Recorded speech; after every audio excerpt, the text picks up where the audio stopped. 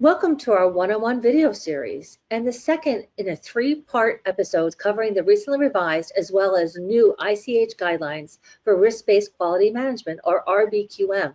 The topics of each will be ICH E8R1, ICH E6R3, ICH Q9, and I'm joined by Tim Auden, Senior Director Risk Management, and Amy Kassam Sands, Senior Vice President Clinical Operations. And today we're discussing ICH E6R3. Welcome. Patient safety is again the primary concern of E6, but Revision 3 further directs sponsors to include patients in the research process. Inclusion of patient insights is expected on issues that may range from burdens in study participation to meaningful trial endpoints. Sponsors must actively engage with patients and patient organizations and incorporate their views in both clinical trial design and conduct.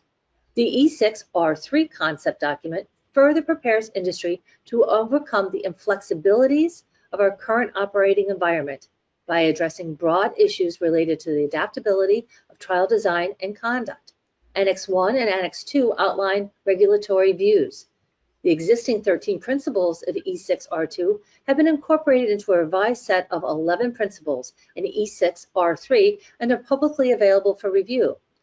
The expert working group advises that industry begin working now to implement them. So Amy, as ICH E6R3 is complete rewrite of R2, and based on principles set out in E8R1, revision 3 of ICH E6 will call for a more proactive risk management approach and address patient input in study design. How do you see that being implemented? I think this particular principle, it's pivotal to have a patient's voice at the very start of a trial, asking what's viable for a patient to do the study, keeping that patient safe, and certainly making sure that the data is usable and submittable. I think what we'll see is organizations beginning to structure themselves so that the voices of the patients are represented at the highest level. Within Parexel, we have a chief patient officer, and that is responsible. She's responsible for working with specific patient advocacy groups or consortiums to kind of gain those insights about what are the needs of a patient, what are the feedback from their caregivers, and more about understanding the challenges and the benefits to a patient's therapeutic journey. That's also that we can better design our studies to meet the needs of those patients.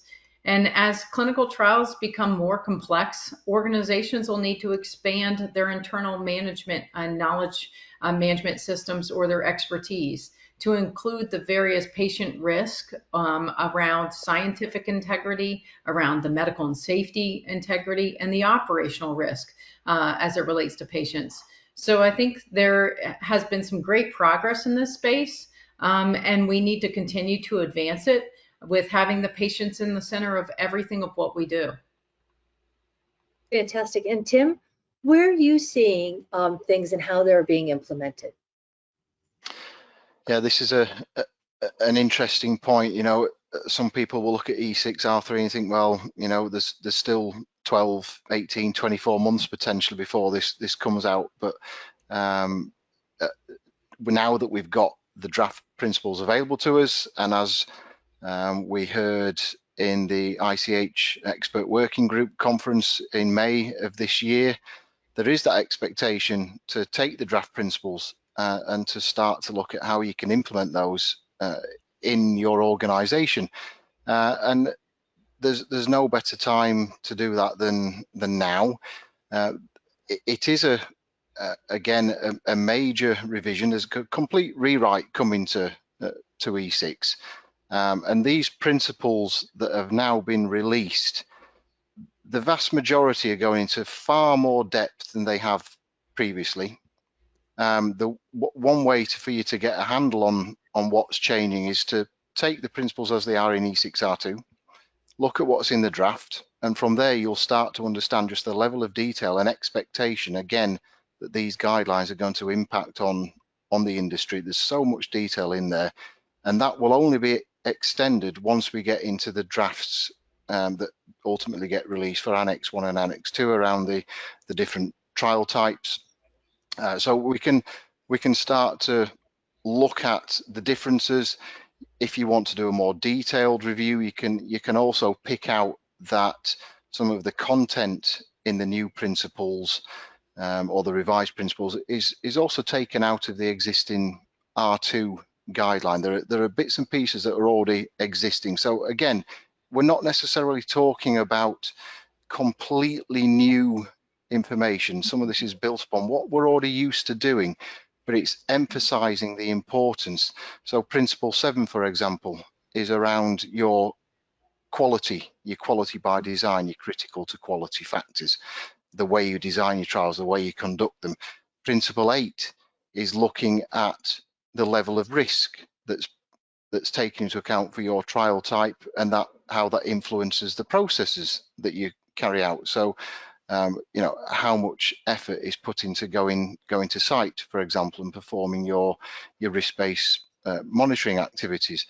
Principle 10, again, relatively new in its draft state, is focusing on the reliable results, which again is critical, your data integrity. And then you've got principle 11 focusing on roles and responsibilities. So there's a lot more emphasis on things that we already sort of take for granted, but now is an opportunity to say, well, what do these principles mean to me, to my organization? So take the time to do those parallel reviews, dig a little deeper, and you can factor that in to, again, potential process change, cultural changes. That's where I would say people need to start to get to grips with what the content requires. Excellent. And it's a follow-on question to both of you. When organizations start to prepare for this, you advise that they start to look at those particular areas. What else can they do to ready themselves for the next 18 to 24 months? Amy, do you want to kick us off? Yeah, I think one of the biggest things is, and Tim just kind of highlighted that, I think you have to look at what your internal culture is, that what you're already doing, and take a look at where are the weak areas, where are the areas that you need to look at your processes. How do you make them more streamlined that identify with each one of these principles? And how do you start to make those changes? A lot of this is going to deal around change management. It's around the people, making sure that they follow the processes, that the processes are clear, and then that we give them the tools necessary to take actions on those. So I think some of the things to do readiness or prepared is taking a look at the internal culture, looking at what you can do with your processes to align with these principles, and then making it easier for the people to use.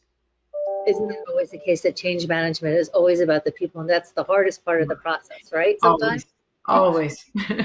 And Tim, what would be your advice for companies if they had to do one thing to get started with? What would it be?